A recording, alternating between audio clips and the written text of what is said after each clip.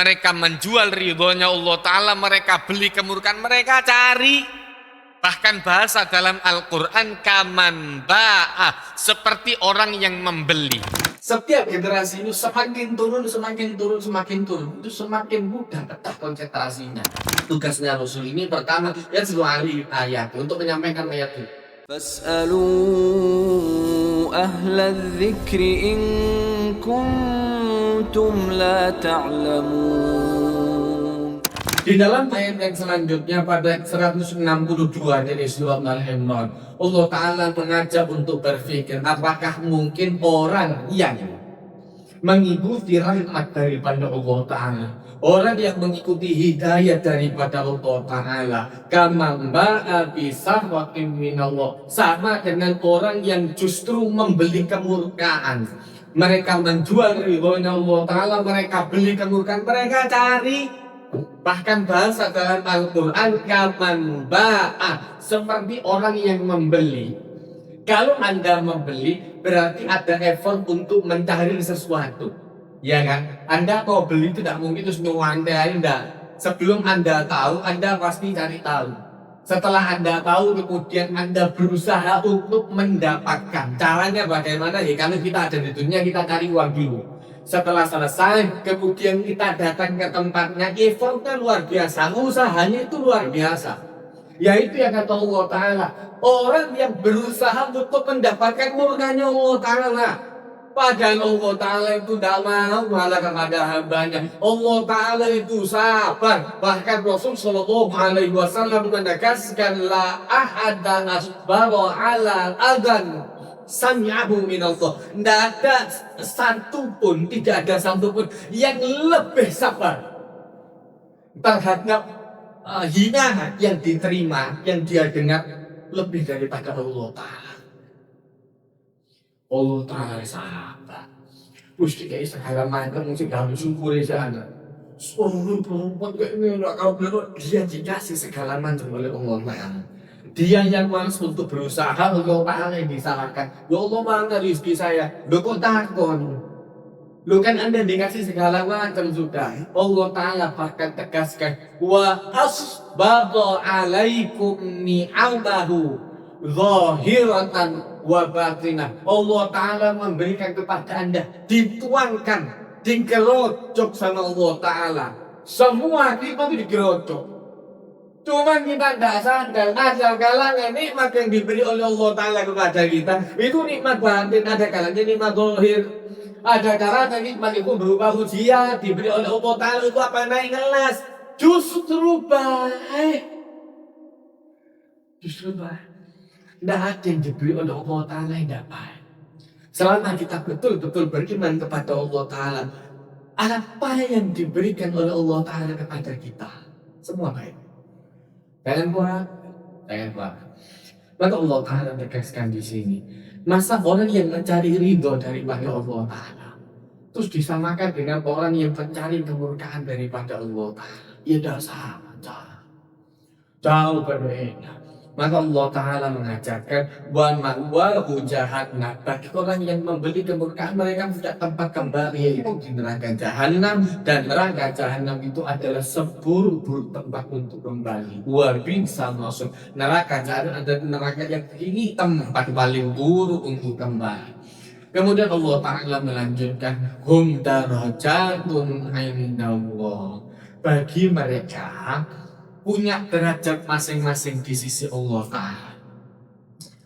Orang yang baik dengan kebaikannya, yang buruk dengan keburukannya. Kalau disandingkan, paling tidak buruknya yang masuk neraka dibandingkan dengan paling buruknya yang masuk surga, itu masih terlalu jauh. Jauh lebih baik orang yang paling rendahnya amalan penduduk surga. Bahkan Rasul SAW ceritakan, dari sini kata Rasulullah, saya ditunjukkan oleh Allah Ta'ala orang yang terakhir masuk surga. Orang yang terakhir masuk surga itu dibandingkan dengan orang yang tidak punya peluang untuk masuk surga, itu jauh.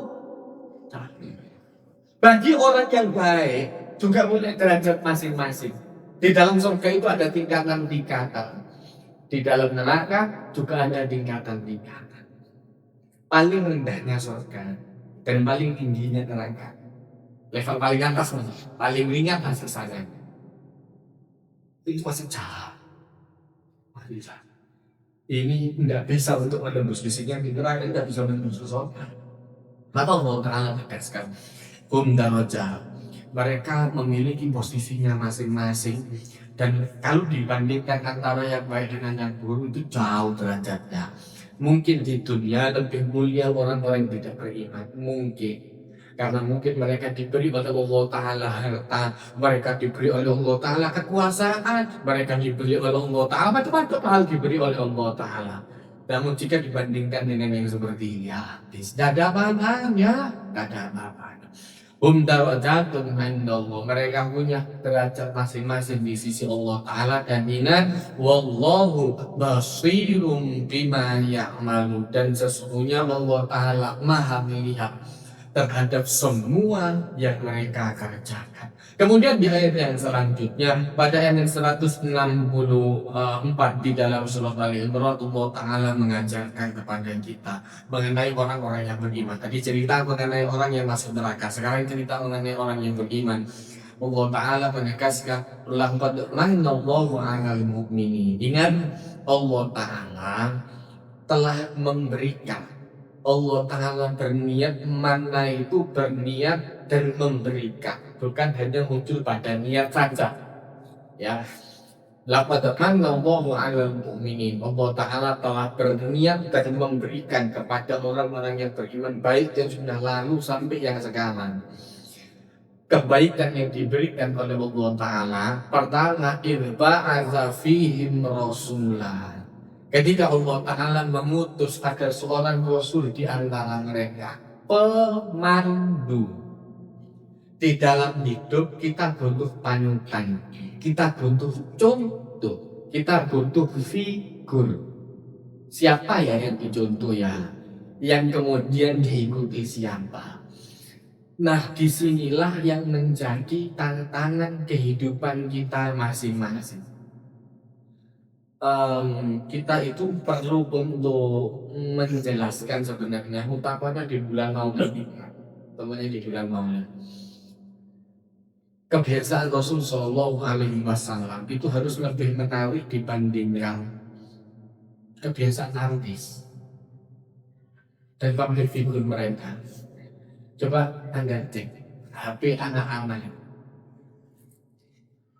yang dikhawatirkan adalah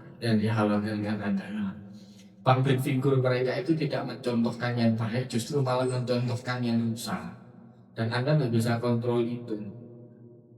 Ini lebih, makanya ini menjadi tantangan tersendiri bagi dai, kemudian juga bagi orang tua, untuk menceritakan kisahnya Rasulullah itu lebih menarik dibandingkan kisahnya artis atau kisahnya orang-orang. Itu menarik. Kayak ya suami istri kamu cerita, misal cerita masalah diri, atau dia cerita masalah tetangganya pas gosip itu lah leko kan ceritanya. Oh iku loh, beneran banget kan mau ceritanya. Sampai Anda didengarkan sama anak Anda, oh ini memang toh ini kawan-kawan. Nah, kalau cerita-ceritanya Rasulullah itu harus menarik itu. Jangan kalau gosipi orang lain itu menarik luar biasa. Kalau cerita Rasulullah, ya jadi dulu itu Rasul Shallallahu Alaihi Wasallam tidak ada. Benar. Ini tantangan tersendiri. Ini tantangan tersendiri.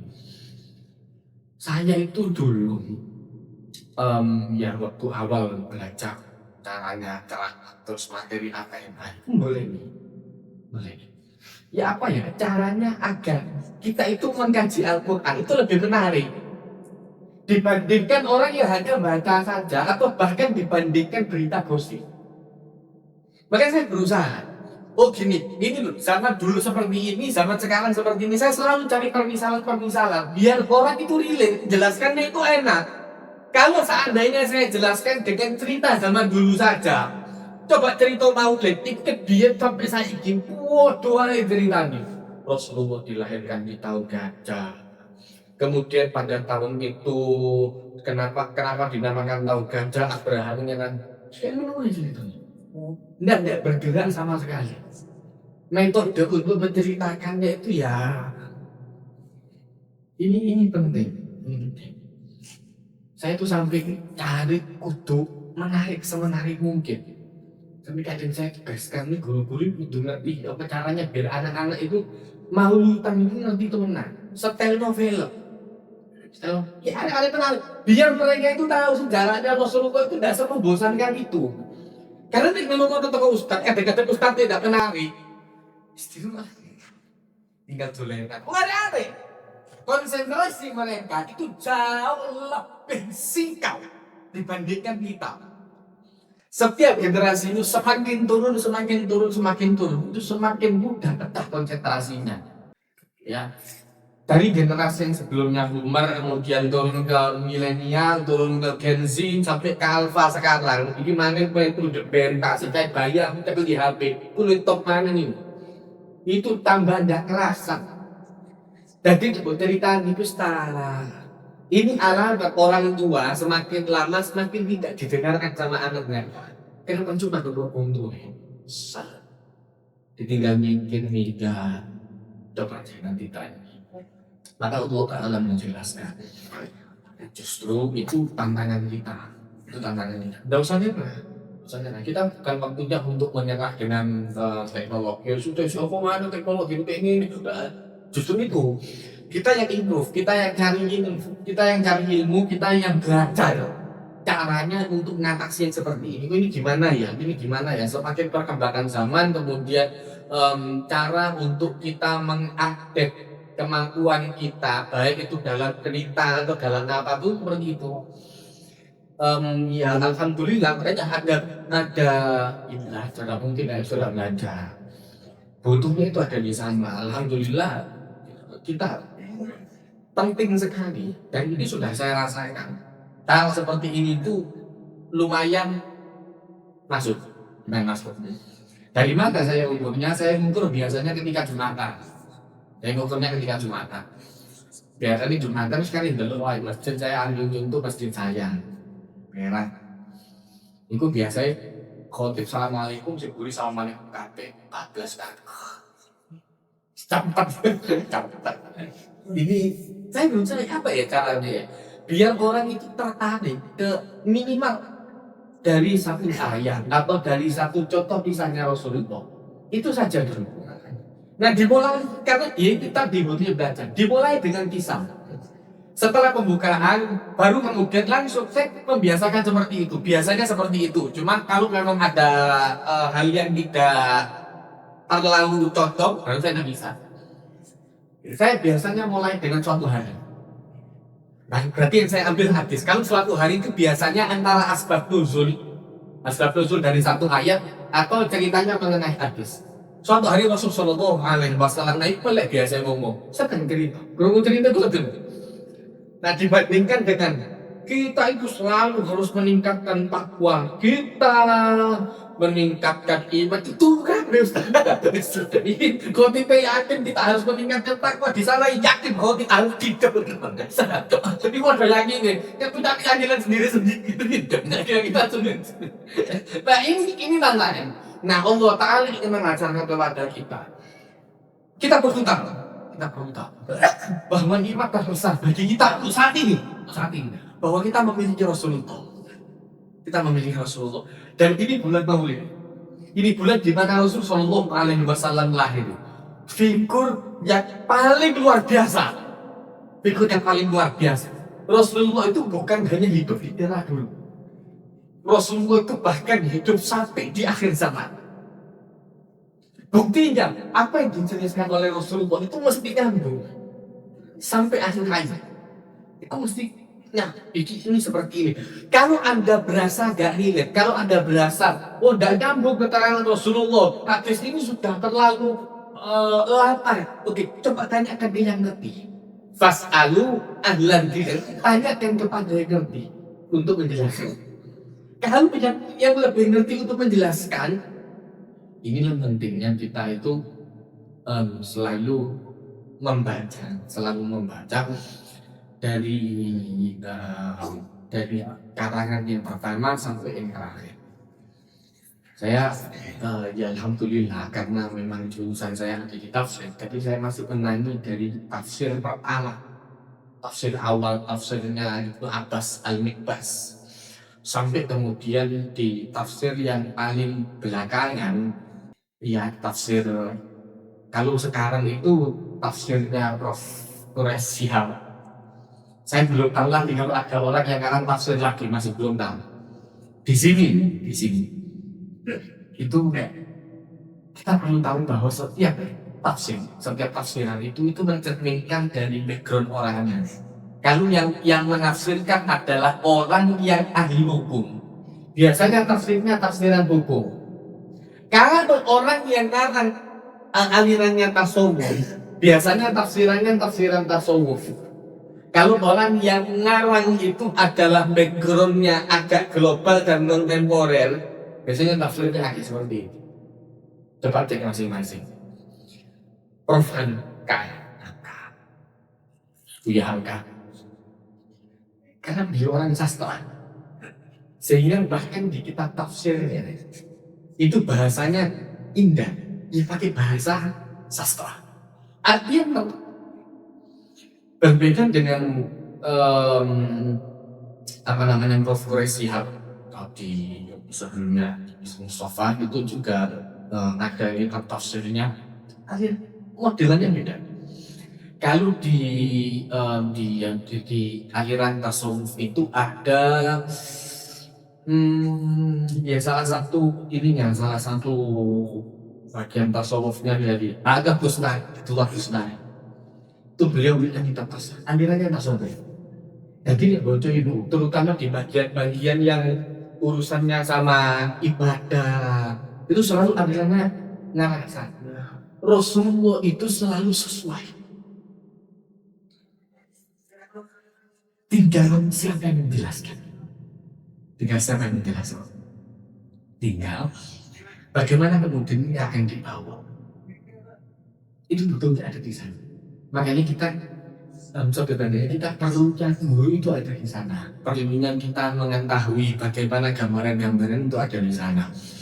Saya lebih cenderung terutama untuk masalah hukum. Saya agak berhati-hati dalam urusan khilaf.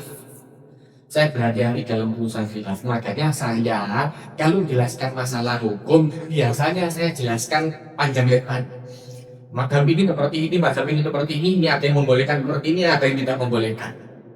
Nah, tidak terlalu bingung misalkannya. Pokok itu ini lebih mudahkan orang untuk memahami, ya pokoknya intinya seperti itu, ya seperti itu. Sholat, wudhu itu harus seperti ini, itu seperti itu. Nah, punya cara masing-masing. Tentu dari latar belakang masing-masing. Nah, dalam hal ini Rasulullah itu entah kenapa sahabat model seperti apapun masuk langsung. Orang kami ingin cerita. Nah, ya Rasulullah saya cerita. Rasulullah cerita. Ya Rasulullah saya ada masalah seperti ini. Apapun orang datang dengan permasalahan apapun dengan latar belakang apapun, coba cek pada mereka. Tahu nggak Rasulullah? Keras terus orang ini nggak direkam, nggak diambil terus salah jawab kok dia enggak. Nyantai saja. Bahkan orang yang ini ada sebuah hadis. Orang tandur terus kemudian dia pohonnya sampai lumayan tinggi, dia dapat pohon punten. Rasulullah itu kan backgroundnya peternak,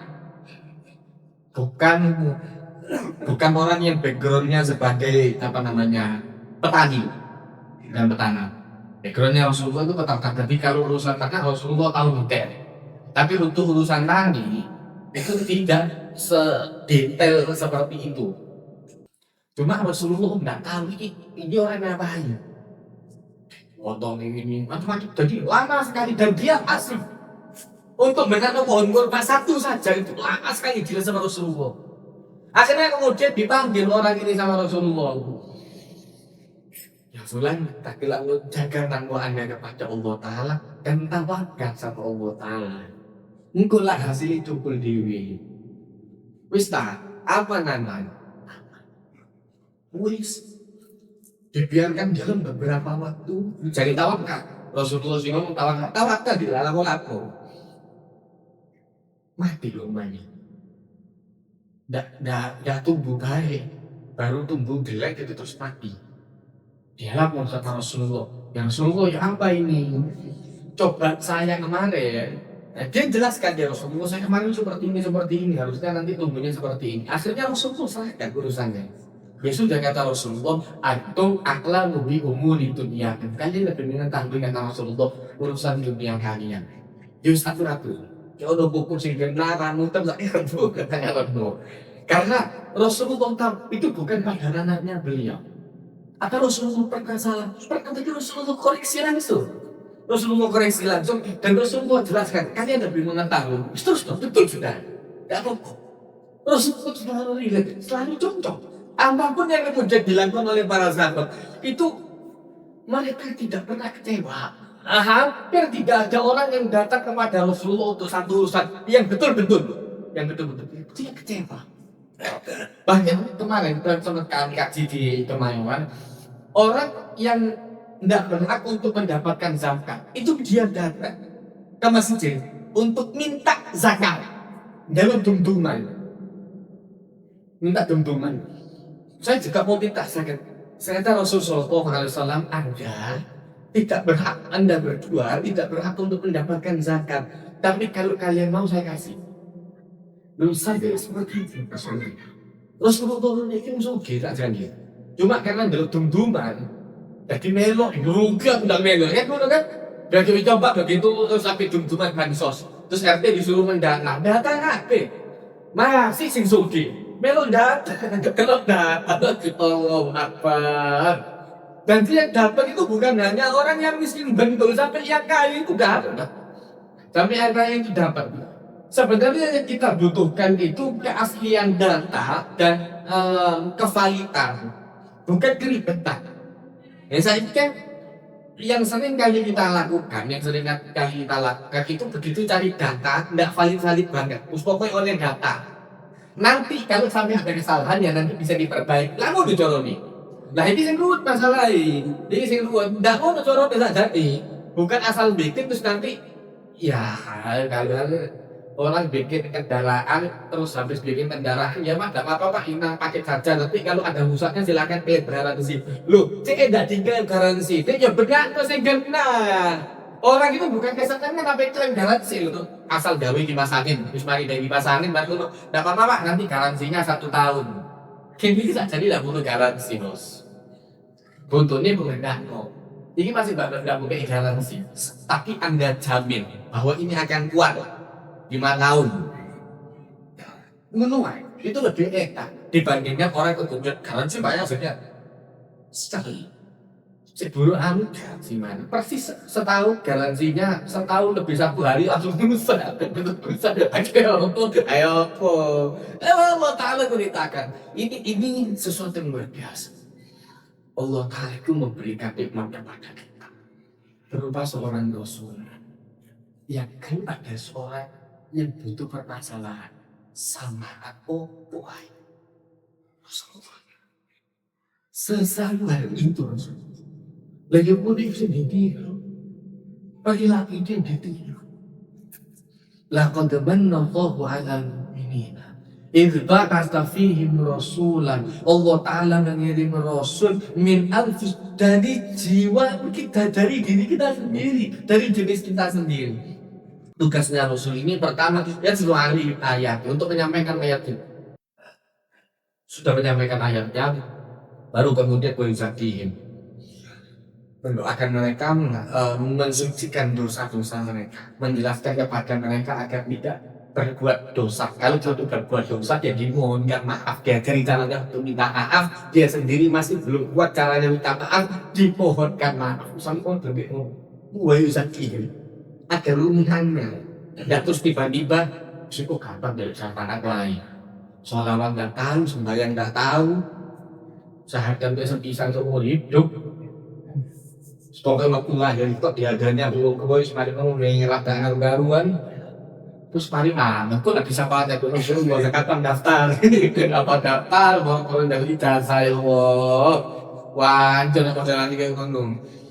Wah irisan dingin dan mensucikan dosa mereka walau dan kemudian menekankan kepada mereka kita buat hikmah kita dari Allah Ta'ala kemudian ada ajaran-ajaran yang lain dan ada Rasul Sallallahu Alaihi Wasallam kembangannya wa ingkal min qablu lafi dhalalin mubin dan walaupun mereka sebelum mendapatkan hidayah itu mereka merupakan orang yang benar-benar sesat. Mudah-mudahan bermanfaat.